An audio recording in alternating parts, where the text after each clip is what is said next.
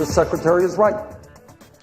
And that is that the American people are sick and tired of hearing about your damn emails. Thank you. Me too. Me too. Do you think that qualifies as an unlikely alliance? Bernie Sanders there expressing frustration with a focus on Hillary Clinton's emails during the Democrat debate on Tuesday. Meantime, there is more good news for Mrs. Clinton because apparently another House Republican says he believes the House Benghazi Committee is acting in a partisan fashion. Congressman Richard Hanna of New York said to a local radio station he thinks, quote, a big part of this investigation was designed to go after people and an individual, Hillary Clinton, end quote. Well, we need to talk more about this, and let's do so by checking in with Edward Klein, who joins us from Newsmax New York. Ed, of course, the author of a book I like very much, Unlikable, The Problem with Hillary. Ed, as you join us on this Thursday evening, looks like Republicans have a problem trying to get to the bottom of this email scandal. Should they just forget about this? Well, you know, everybody says that the big loser during the Democratic debate was Joe Biden because the door for him getting in was closed by Hillary's performance. But I think the other big loser actually is the Republican Party, because up to that debate, the Republicans had been obsessing about Hillary's emails, talking about nothing except Hillary's emails and making her look as though she was fatally flawed and was never going to get the nomination. Now it looks as though the Republicans were wrong about that.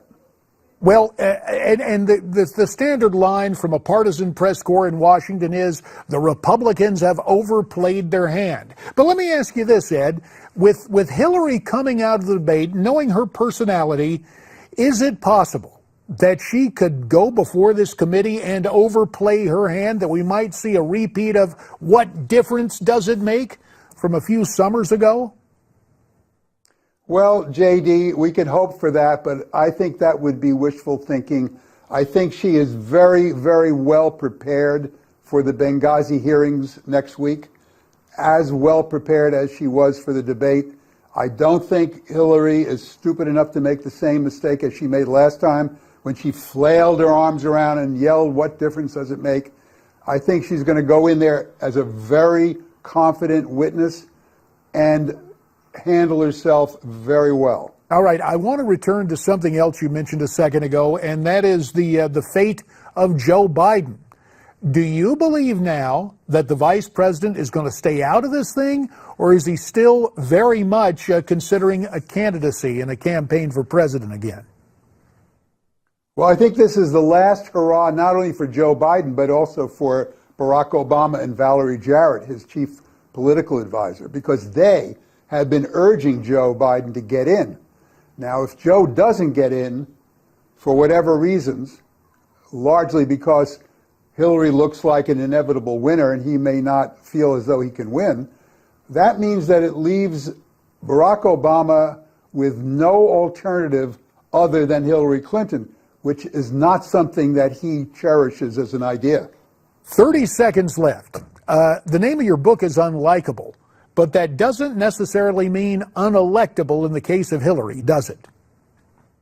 No, it doesn't. And that would be a first for a presidential candidate, an unlikable person who has all these flaws, who is untrustworthy, who many people think is a liar, and yet will be a formidable candidate for one of the main parties come November 2016. All right, we will keep an eye on this. And Ed, again, we thank you for your time. Again, the name of Ed's new book, Unlikable, The Problem with Hillary. And to read Ed's blog, go to edwardklein.com. When we come back, Donald Trump enduring some hecklers in Richmond.